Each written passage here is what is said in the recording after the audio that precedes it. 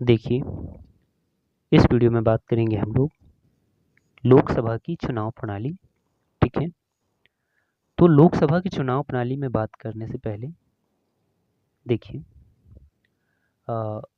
इसके पहले भी हमने 2 वीडियो अपलोड करी हैं।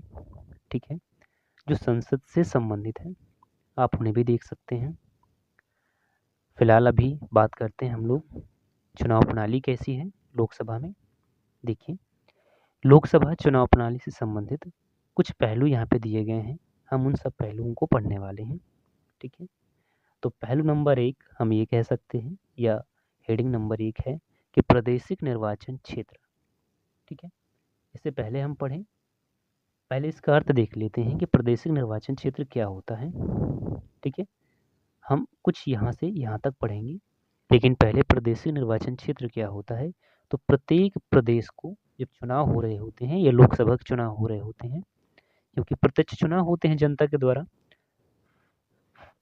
तो होता क्या है वहाँ पे कि प्रत्येक राज्य को कुछ निर्वाचन क्षेत्रों में बांट दिया जाता है, और ये बांटा इसलिए जाता है कि वहाँ से प्रत्यक्ष निर्वाचन कराए जा सके।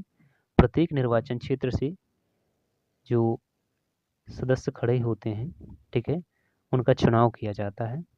तो निर्वाचन क्षेत्र ऐसे क्षेत्र होते हैं जहाँ से कोई व्यक्ति निर्वाचित होता है।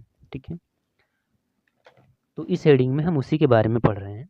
चलिए पहले हम बात करते हैं यहाँ से यहाँ तक ये पैराग्राफ की। तो क्या कहा जा रहा है इस पैराग्राफ में, देखिए कि लोकसभा के लिए, किसके लिए, लोकसभा के लिए प्रत्यक्ष निर्वाचन कराने के लिए, कि लोकसभा के संबंध में अगर भैया हम बात करें तो हम राज्यसभा की बात नहीं कर रहे हैं। लोकसभा के लिए अगर हमें प्रत्यक्ष निर्वाचन कराना है, होता ही है प्रत्यक्ष निर्वाचन, तो हमें क्या करना पड़ेगा कि सभी राज्यों को पहले हमें प्रादेशिक निर्वाचन क्षेत्रों में, या हम कहें प्रादेशिक को छोड़ दो एक टाइम के लिए, निर्वाचन क्षेत्रों में क्या करना पड़ेगा, विभाजित करना पड़ेगा, बांटना पड़ेगा। ठीक है, अब यही बात हमें क्या कहाँ कही गई है, संविधान में। तो संविधान ने क्या किया है कि 2 उपबंध बनाए हैं। चलिए उन उपबंध को पढ़ लेते हैं ना। पहला उपबंध देखते हैं, कहाँ से कहाँ तक, यहाँ तक, इसे समझने की कोशिश करते हैं। ठीक है, अच्छा वीडियो साफ नहीं आ रही क्या, चलो ठीक है, इतना तो समझ में आएगा। ठीक है, ओके, देखते हैं पहला पॉइंट क्या कह रहा है कि लोकसभा में सीटों का आवंटन, अर्थात लोकसभा में जब हम लोग जाएंगे तो देखेंगे कि सीटें कैसे बटी हुई हैं, लेकिन हम जाएंगे नहीं। पर यहाँ पे देखो क्या कहा जा रहा है कि लोकसभा में सीटों का जो बंटवारा है भैया, तो प्रत्येक राज्य को, एक राज्य को नहीं, प्रत्येक राज्य को ऐसी रीति से, ऐसे तरीके से किया जाएगा भैया कि क्या होना चाहिए कि सीटों की संख्या, कि जो सीटों की संख्या है वहाँ पे, तो सीटों की संख्या से उस राज्य की जनसंख्या का अनुपात, किसका अनुपात, जनसंख्या का अनुपात, तो किससे, सीटों से, कहाँ की, उसी राज्य की, है ना।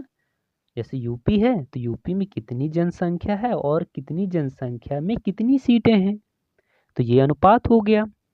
अगर यूपी में एक फिक्स अनुपात है तो वही अनुपात क्या कह रहा है, तो वही अनुपात सभी राज्यों के लिए यथासाध्य एक ही हो, है कि नहीं। उदाहरण के लिए मान लीजिए जैसे 1 लाख पे 1 सीट है, तो यूपी में तो ये तरीका चल रहा है, मान लो उदाहरण है, पर मुझे ये डाटा कंफर्म नहीं है, मैं उदाहरण बता रहा हूँ कि 1 लाख पे 1 सीट यूपी में है जनसंख्या के आधार पे, तो ये एमपी में भी ऐसी होनी चाहिए। ठीक है, और बिहार में भी ऐसा होना चाहिए। ठीक है, इसके अलावा अलग अलग राज्यों में यथासाध्य, जहाँ तक साधा जा सके, ठीक है, क्या कह रहा है, यथासाध्य, जितना साधा जा सके एक ही होना चाहिए भैया। ठीक है, ये बात हो रही है इस वाइल्ड लाइन पे। मुझे आशा है कि यहाँ से आपको ये वाइल्ड लाइन समझ में आई होगी। अब बात करते हैं अगली लाइन पे।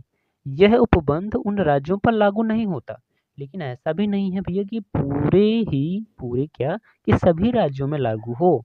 जिनकी जनसंख्या 60 लाख से कम है वहाँ पे ये लागू नहीं होगा। जिनकी जनसंख्या कितनी है, 60 लाख से भैया कम है, तो वहाँ पे ये लागू नहीं होगा। ठीक है, अच्छा तो हमें पहला पॉइंट तो समझ में आया ना।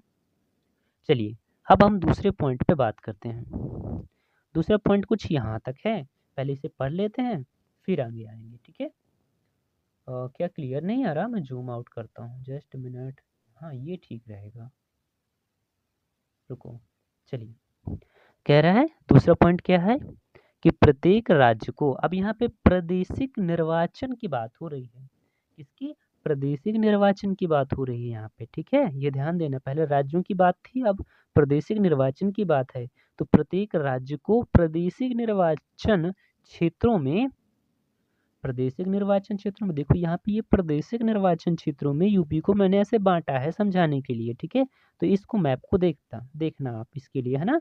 तो प्रादेशिक निर्वाचन क्षेत्रों में ऐसी रीति से विभाजित किया जाएगा, ऐसे तरीके से विभाजित किया जाएगा भैया कि प्रत्येक निर्वाचन क्षेत्र की, एक ये निर्वाचन क्षेत्र है, एक ये निर्वाचन क्षेत्र है, तो इन प्रत्येक निर्वाचन क्षेत्र की क्या, प्रत्येक निर्वाचन क्षेत्र की जनसंख्या, प्रत्येक निर्वाचन क्षेत्र की जनसंख्या का उसको आवंटित सीटों की संख्या से, उसको आवंटित सीटों की संख्या से, यहाँ पे जनसंख्या अलग है, यहाँ पे जनसंख्या अलग है, तो इस निर्वाचन क्षेत्र की जनसंख्या और यहाँ मिली सीटों का अनुपात क्या होना चाहिए भैया, कि समस्त राज्य में यथासाध्य एक ही हो, जितना साधा जा सके उतना एक ही होना चाहिए। जैसे यूपी के निर्वाचन क्षेत्र वाले, इस वाले रीजन पे मान लो एक निर्वाचन क्षेत्र हमने ले लिया,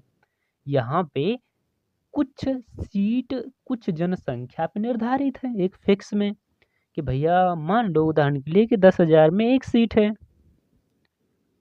तो ऐसे ही अलग अलग निर्वाचन क्षेत्रों में भी एक फिक्स होगा। मुझे ऐसे आशा है कि शायद क्लियर है, ठीक है। चलिए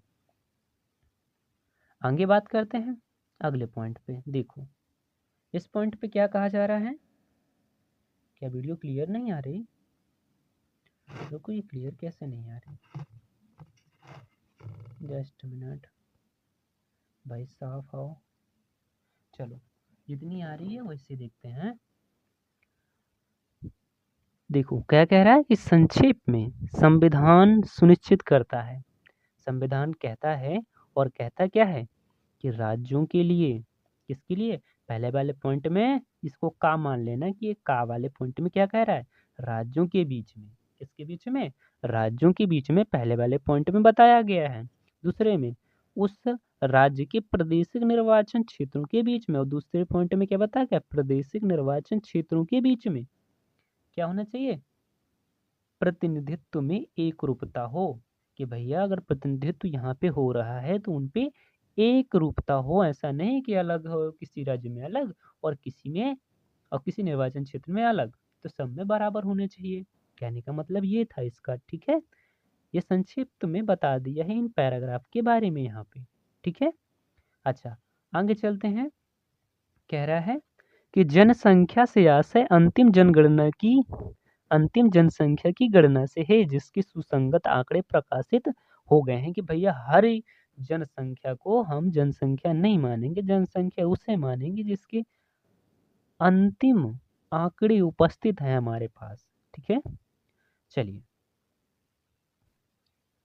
अब हम बात करते हैं इसी के दूसरे पहलू पर, जो हमने पहले देखा था प्रादेशिक निर्वाचन क्षेत्र। अब हम बात करते हैं, आप एम लक्ष्मीकांत खोलिएगा, उसमें आप देखेंगे, क्या देखेंगे आप, कि प्रत्येक जनगणना के पश्चात पुनः संयोजन, ठीक है। अच्छा देखो मैं पढ़ रहा हूँ इसमें, आप भी पढ़िएगा मेरे साथ। ओके कहाँ तक पैराग्राफ जा रहा है ये, कुछ यहाँ तक जा रहा है, ठीक है। चलो पढ़ते हैं। तो कह रहा है प्रत्येक जनगणना की समाप्ति पर, अगर जनगणना समाप्त हो गई है, जैसे 2011 की जनगणना थी ना, वो समाप्त हो गई, तो समाप्ति पर पुनः समायोजन किया जाता है, कि दोबारा समायोजन करते हैं भैया। किसको समायोजन किया जाता है, राज्यों को लोकसभा में सीटों का आवंटन, कि राज्यों में लोकसभा का सीटों का आवंटन कैसे किया जाए, ठीक है। दूसरा पॉइंट है कि प्रत्येक राज्य का प्रादेशिक निर्वाचन क्षेत्रों में विभाजन, कि प्रत्येक राज्य को प्रादेशिक निर्वाचन क्षेत्रों में विभाजित किया जाए। लेकिन ये ऐसा क्यों किया जाता है? जनसंख्या के घटने बढ़ने के कारण। क्योंकि ऐसा तो नहीं है कि हर साल फिक्स रहेगी, ठीक है? प्रत्येक 10 वर्ष के बाद जनगणना होना अनिवार्य होता है, तो उसमें तो बढ़ेगी घटेगी ना। इस वजह से यहाँ पे सीटों का भी आवंटन जरूरी हो जाता है और प्रादेशिक निर्वाचन क्षेत्रों में जनसंख्या का निर्धारण करना भी जरूरी होता है। इसलिए क्या कि विभाजन भी जरूरी हो जाता है और यही अधिकार इसका किसको दिया गया है? संसद को यह अधिकार है। संसद को क्या है? यह अधिकार है कि वह इसके लिए क्या करे? प्राधिकार अर्थात प्रारंभिक अधिकार और रीति का निर्धारण करे, मतलब नीति या कोई कानून का निर्धारण करे। इसी के तहत इसको देखते हुए जो उसको अधिकार है संविधान के द्वारा, तो क्या किया गया है संसद ने क्या किया है कि 1952, 1962, 1972 ये 10-10 का अंतर है। लेकिन यहाँ पे 2002 में क्या किया है उसने? परिसीमन आयोग अधिनियम लागू किया है। किसको देखते हुए? इनको देखते हुए, ठीक है। चलो ये यहाँ से मुझे लगता है आपको समझ में आया होगा यहाँ तक, ठीक है। अब मुझे तो समझ में आ गया, शायद आपको भी समझ में आया होगा, ठीक है। चलिए दूसरे पॉइंट पे चलते हैं। ये पैराग्राफ भैया कहाँ से कहाँ तक जा रहा है? कुछ यहाँ तक पढ़ते हैं, यहाँ तक हम पढ़ते हैं, इसके बाद आगे चलेंगे। ओके, देखिए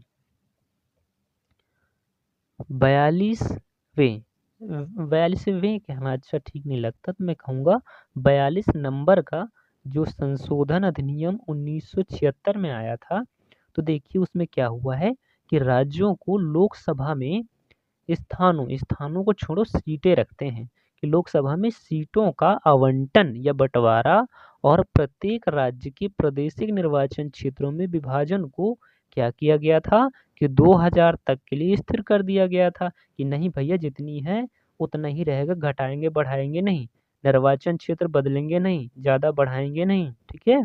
और लोकसभा में सीटें भी जितनी हैं, जितने राज्यों को मिली है उतनी ही रहने देते हैं। अभी कब तक रहने देते हैं भैया? 2000 तक के लिए, ठीक है।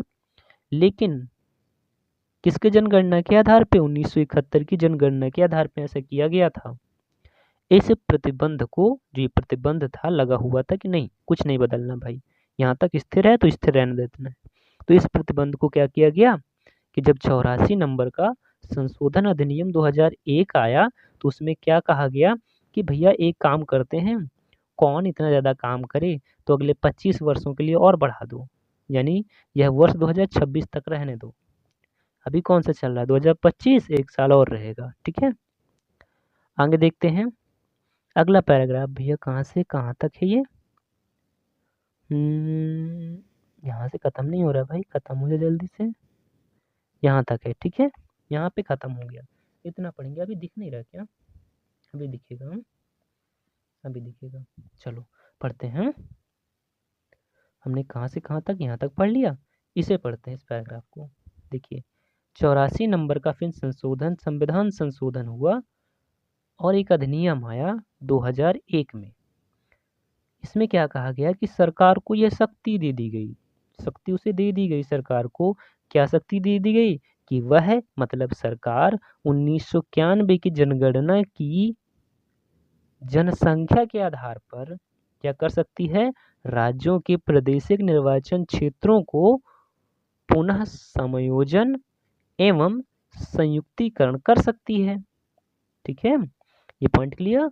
बाद में क्या हुआ कि 87 नंबर का जो संशोधन अधिनियम 2003 आया, उसमें निर्वाचन क्षेत्रों का परिसीमन 2001 की जनगणना के आधार पर करने के लिए कहा गया था। कहा गया कि भैया 2001 की जनगणना के आधार पे निर्वाचन क्षेत्रों का परिसीमन करो। परिसीमन मतलब चारों तरफ की सीमा। देखो परि प्लस सीमन, तो परिसीमन का मतलब होता है कि यहाँ से ये निर्वाचन क्षेत्र है, ठीक है। ये परि मतलब चारों तरफ होता है और सीमन मतलब सीमा, तो यहाँ से इतने का। तो परिसीमन 2001 की जनगणना के आधार पे मत करो, कहा गया। सॉरी क्या कहा गया भाई, मैं फिर से पढ़ता हूँ। 2003 में निर्वाचन क्षेत्रों का परिसीमन 2001 की जनगणना के आधार पर करने के लिए कहा गया था। अच्छा इसके लिए कहा गया था कि 2001 की जनगणना के आधार पे करो भैया, 1991 की जनगणना के आधार पर मत करो, ठीक है। अब यहाँ पे क्या कहा जा रहा है अगला पॉइंट कि हालांकि क्या, हालांकि कि इस तरह के बदलाव जो हैं तो राज्यों को लोकसभा में स्थानों या सीटों के आवंटन की संख्या को बिना बदले किए जाते हैं। कि भैया राज्यों को, जो राज्य हैं उनको जो सीटें मिली गई हैं तो आप अभी कर लीजिए इसको, लेकिन जब क्या कहते हैं, जब ये सुलभ तरीके से बन जाएगा तब बदला जाएगा, लेकिन जब बदल रहे हैं अभी, जो निर्धारण कर रहे हैं अभी तो नहीं बदला जाएगा। चलिए अगला पॉइंट हमारा इसमें है कि अनुसूचित जाति व जनजातियों के लिए सीटों का आरक्षण। देखिए लोकसभा में सीटों का आरक्षण भी होता है, सीटें आरक्षित होती हैं, तो किसके लिए, अनुसूचित जाति और जनजातियों के लिए कहाँ पे लोकसभा में सीटें आरक्षित हैं, उसे पढ़ते हैं इस वाले पॉइंट में, ठीक है। आप भी पढ़िए मेरे साथ में, देखिए क्या कहा जा रहा है। चलिए हम एक काम करते हैं, इस पैराग्राफ को कहाँ तक गया है पहले, यहीं तक, हाँ ठीक है यहीं तक है ये, थोड़ा इसे पढ़ लेते हैं पहले, है ना, एक एक करके चलते हैं, आराम से चलते हैं, ठीक है। हालांकि संविधान में किसी धर्म विशेष की प्रतिनिधित्व पद्धति का त्याग किया गया है, कि भैया हम किसी धर्म विशेष के व्यक्ति को नहीं रखेंगे, कि ऐसा नहीं है कि तुम इस धर्म के हो तो तुम्हें आरक्षण दिया जाता है, नहीं, लेकिन जनसंख्या के अनुपात के आधार पे अनुसूचित जाति, जातियों और जनजातियों के लिए लोकसभा में सीटें आरक्षित की गई हैं, कि जनसंख्या का अनुपात बहुत कम है भैया तो इनके लिए आरक्षण दे देते हैं, ऐसी बात है इसमें, ठीक है। ये तो क्लियर हो गया, सबको समझ में आ ही जाएगा। चलो आगे चलते हैं यहाँ तक। हाँ देखिए इसमें क्या कहा गया है कि प्रारंभ में यह आरक्षण 10 वर्षों के लिए किया गया था, ठीक है, 1960 तक के लिए किया गया था। इसके बाद इसे हर 10 वर्ष बाद 10 वर्ष तक के लिए बढ़ा दिया गया, लेकिन ध्यान देना कि 2000 नहीं सॉरी क्या पढ़ रहा हूँ मैं, 104 नंबर का जो संशोधन अधिनियम 2019 में आया है, इसमें क्या किया गया, इस आरक्षण को 2030 तक के लिए बढ़ा दिया गया। इसमें ध्यान देने की क्या बात है, इसमें भी तो बढ़ाया जा रहा है, ठीक है, इसमें भी बढ़ा दिया गया, ठीक। चलिए और आगे देखते हैं, अगला पॉइंट कहाँ से कहाँ तक है, पॉइंट क्या, पैराग्राफ, तो ये पैराग्राफ यहाँ से कुछ यहाँ तक है, इसे पढ़ते हैं, ठीक है।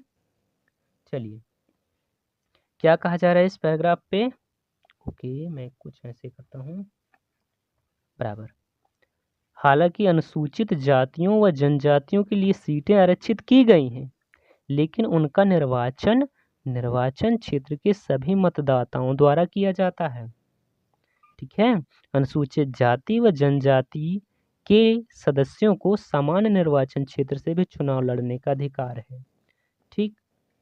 आगे देखते हैं, कुछ इतना ही 2 पॉइंट बचा है, इसे भी पढ़ लेते हैं। दिख नहीं रहा क्या साफ साफ, मैं कैसे करूं कि ये साफ दिखे भाई, थोड़ा इधर आ जाओ, कैमरा भैया भी ज़्यादा गिर रहा है भाई, ऐसे रहने देते हैं, कहीं बिगड़ नहीं जाए। चलो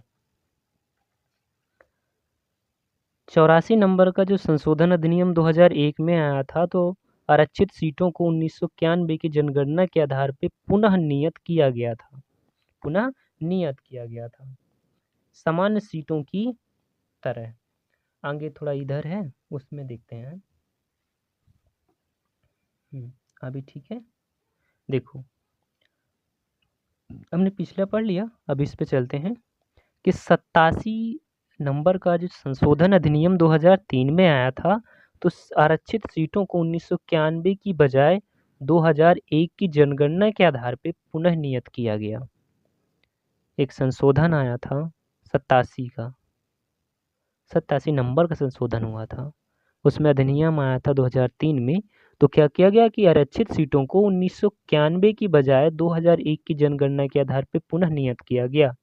लोकसभा में अनुसूचित जाति जनजातियों के लिए सीटों का राज्यवार आरक्षण तालिका इतने में दिया गया, तालिका वाली का देख लेना, ठीक है, इतना हो गया। अब आगे चलते हैं हम लोग, क्या कहा जा रहा है, first past the post system, ठीक है।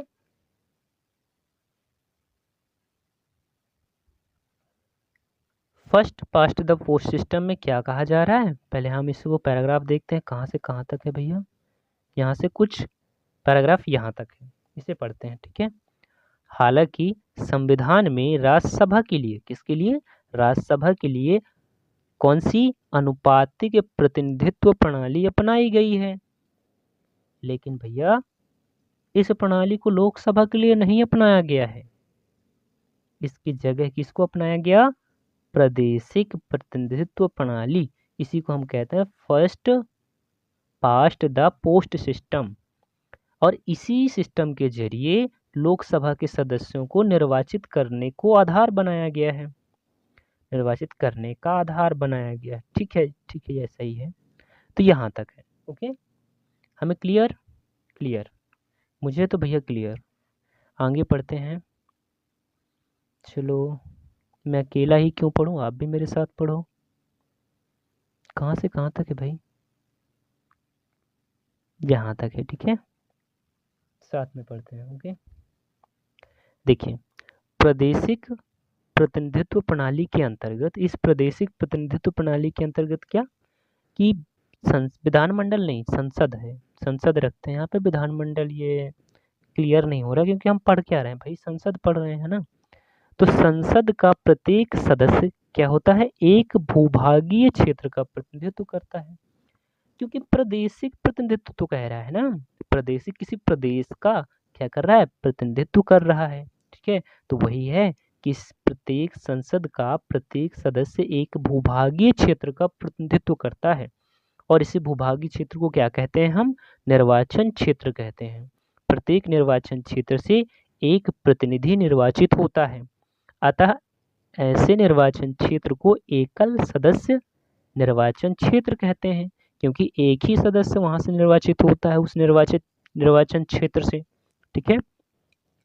इस पद्धति के तहत जिस प्रत्याशी को अधिक मत प्राप्त होते हैं, किस पद्धति के तहत, first past the post system, ठीक है, या प्रादेशिक प्रतिनिधित्व प्रणाली, ठीक है। कहाँ थे भैया हम, हाँ, निर्वाचन क्षेत्र कहा जाता है, हाँ ये है। इस पद्धति के तहत जिस प्रत्याशी को अधिक मत प्राप्त होते हैं उसे विजय घोषित किया जाता है, ठीक है। जिसे ज्यादा वोट मिल गए वह विजय हो जाता है। प्रतिनिधित्व की सामान्य बहुमत पद्धति का यह प्रतिनिधित्व पूरी चुनाव प्रक्रिया का प्रतिनिधित्व नहीं करता। क्या समझ में आया आपको, मुझे भी कम समझ में आया, लेकिन इसमें देखते हैं दूसरे शब्दों में, यह अल्पसंख्यकों को, छोटे समूहों के प्रतिनिधित्व को सुरक्षित नहीं करता। हाँ, अब मुझे समझ में आया कि भैया इसमें क्या होता है कि आपने, कुछ लोगों ने तो 1 2 3 इन नंबर के सदस्यों को वोट डाला होगा, कुछ को इतने लोगों ने, मान लो 100 लोग हैं इस क्षेत्र में, कुछ ने इसको डाला, मतलब फर्स्ट नंबर के व्यक्ति को जो यहाँ पे खड़ा है चुनाव में, है ना, कुछ ने इनको डाला, तो कुछ ने भैया इनको डाल दिया वोट। तो अगर ये जीत गए तो क्या इनका भी प्रतिनिधित्व है, इसमें योगदान है क्या, नहीं ना, इनका योगदान तो नहीं रहा इसमें, इन्हीं लोगों का योगदान रहेगा, है ना।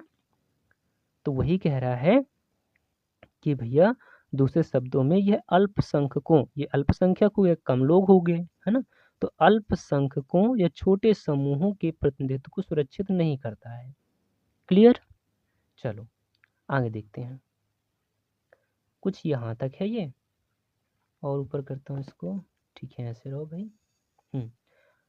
अनुपातिक प्रतिनिधित्व प्रणाली का उद्देश्य क्षेत्रीय प्रतिनिधित्व विभेद को हटाना है। जबकि जो अनुपातिक प्रतिनिधित्व प्रणाली है ना, तो उसमें अनुपात के अनुसार किया जाता है कि कितने परसेंट भैया तुमको वोट मिले, कितने परसेंट तुमको, कितने परसेंट तुमको। इसमें प्रेफरेंस होता है कि नंबर 1 पे मेरी प्रेफरेंस ये है, नंबर 2 पे तुम हो, नंबर 3 पे तुम हो। वोट भैया सबको देगा वो व्यक्ति, एक व्यक्ति वोट किसको देगा, सबको देगा, लेकिन प्रेफरेंस तो योगदान उसको सब में रहेगा। योगदान किस में रहेगा, सब में रहेगा, तो सबका योगदान रहेगा, है ना। तो अनुपातिक प्रतिनिधित्व प्रणाली का उद्देश्य क्षेत्रीय प्रतिनिधित्व विभेद को हटाना होता है। किसी क्षेत्र विशेष का कोई प्रतिनिधित्व करता है। ठीक है, जैसे ये लोग एक क्षेत्र विशेष से चुने जाने थे। अब इन लोगों का जो मुखिया था, 10 लोगों का मुखिया एक व्यक्ति था, ये तो जीता नहीं, दूसरा नंबर वाला जीत गया। ठीक है, तो इनका यहाँ पे क्या हुआ, प्रतिनिधित्व नहीं रहेगा। ठीक है, इनका प्रतिनिधि जाएगा। ठीक है, अच्छा और समझने की कोशिश करते हैं। तो क्षेत्रीय प्रतिनिधित्व विभेद को, क्योंकि विभेद हो गया ना कि इनका प्रतिनिधित्व इस क्षेत्र में नहीं है, इन लोगों का, इन लोगों का है, तो वही है क्षेत्रीय प्रतिनिधित्व विभेद को हटाना है। इस व्यवस्था के तहत लोगों के सभी वर्गों को अपनी संख्या के अनुसार प्रतिनिधित्व मिलता है, यहाँ तक कि सबसे छोटी जनसंख्या वाले वर्ग को भी संसद से इसका हिस्सा मिलता है। ठीक है, क्योंकि सबको वोट डालते हैं उसके आधार पे, प्रतिशत के अनुपात के आधार पे। ठीक है, 1 नंबर, 2 नंबर, 3 नंबर, ऐसे प्रेफरेंस के आधार पे, किसमें, अनुपातिक प्रतिनिधित्व प्रणाली में। ठीक, आगे बढ़ते हैं। कुछ यहाँ तक है ये पॉइंट, और आगे करता हूँ इसको। अभी क्लियर क्या? अभी क्लियर। अनुपातिक प्रतिनिधित्व के 2 प्रकार हैं। अनुपातिक जो प्रतिनिधित्व की प्रणाली है, इसमें 2 प्रकार हैं, जिनके नाम हैं एकल हस्तांतरणिक मत व्यवस्था और दूसरा सूची व्यवस्था। तो अनुपातिक प्रतिनिधित्व प्रणाली के कितने भाग हैं, कितने प्रकार हैं? 2, एकल हस्तांतरणीय मत व्यवस्था एवं सूची व्यवस्था। भारत में राज्यसभा, राज्य विधान परिषदों, राष्ट्रपति एवं उपराष्ट्रपति के निर्वाचन के लिए पहले प्रकार की व्यवस्था को अपनाया गया है, मतलब एकल हस्तांतरणीय मत व्यवस्था को अपनाया गया है। ठीक है, आगे चलते हैं। चलिए देखते हैं कुछ यहाँ तक।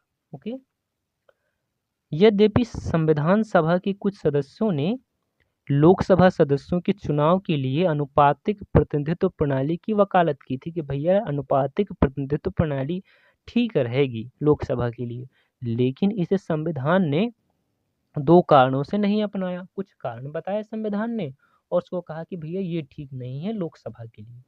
कौन से कारण हैं, पहले कारण देख लेते हैं। चलिए, पहला कारण तो ये है, इतना छोटा सा, मतदाताओं के लिए मतदान प्रक्रिया समझने में कठिनाई होगी, क्योंकि देश में उस समय की बात है कि शैक्षणिक स्तर कम है, तब उन्होंने ये दलील दी थी, संविधान निर्माताओं ने ऐसा कहा था। इस वजह से क्या किया गया, अनुपातिक प्रतिनिधित्व प्रणाली को नहीं अपनाया गया, पहला कारण।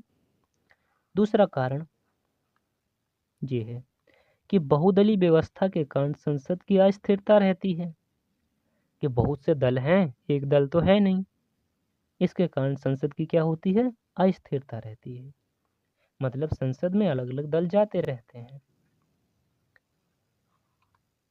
अगला पॉइंट कहाँ से कहाँ तक है, यहाँ से पढ़ते हैं। देखिए इसमें क्या कहा जा रहा है। ओके, मैं थोड़ा सा और इसे एडजस्ट करने की कोशिश कर रहा हूँ। इसके अलावा अनुपातिक प्रतिनिधित्व प्रणाली के निम्नलिखित दोष हैं, कुछ दोष हैं जो नीचे लिखे हुए हैं। पहला,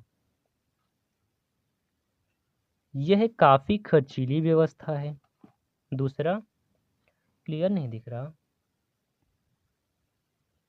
चलो थोड़ा साफ दिख नहीं रहा था, है ना। दूसरा पॉइंट क्या है, यह उपचुनाव का कोई अवसर प्रदान नहीं करती है, कि दूसरा कोई चुनाव अवसर नहीं देती। ठीक है, यहाँ तक क्लियर क्लियर। अभी चलते हैं अगले पे। देखिए अगला कुछ पॉइंट, तीसरा पॉइंट ऐसा है कि यह मतदाताओं एवं प्रतिनिधियों के बीच आत्मीयता को कम करती है। ठीक है, जो मतदाता हैं और जो प्रतिनिधि हैं उनके बीच आत्मीयता को क्या करती है, कम करती है। उसमें रहता है कि भैया इसको वोट मिल गए तो अब तो हमारा गया, इसको ज़्यादा वोट मिल गए इस पर्सन को, ठीक है, इस प्रतिनिधि को। ये संदर्भ प्रादेशिक निर्वाचन के अंतर्गत होता है, लेकिन इस वाले इसमें जो अनुपातिक प्रतिनिधित्व है इसमें क्लियर नहीं होता कि हाँ हम ही जीत रहे हैं। इसमें ये गिनती होती रहती है, ट्रांसफ़र होते रहते हैं वोट की। पहले प्रेफरेंस वाले अगर इतने प्रेफरेंस वाले पहले प्रेफरेंस वाले देखे जाएंगे, पहले प्रेफरेंस के कितने वोट पड़ रहे हैं, कितने मतलब कि प्रतिशत है, अनुपात है इसका, दूसरे का कितना है, तीसरे का कितना है, वोट ट्रांसफ़र किए जाते हैं इसमें, ठीक है। इसलिए आत्मीयता को कम करती है ये। क्लियर। दूसरा, यह अल्पसंख्यक एवं सामूहिक हितों को बढ़ावा देती है। यह अल्पसंख्यकों को और सामूहिक हितों को क्या करती है, बढ़ावा देती है। यह पार्टी व्यवस्था के महत्व को बढ़ावा देती है एवं मतदाताओं के महत्व को कम करती है, ठीक है। अभी 30 मिनट की वीडियो हो गई, ज़्यादा हो गई, यहाँ तक पढ़ते हैं, ठीक है। अगला वीडियो हम पढ़ेंगे, अगले वीडियो में क्या, अगले पार्ट में दोनों सदनों की अवधि और संसद की सदस्यता के बारे में, ठीक है। ओके।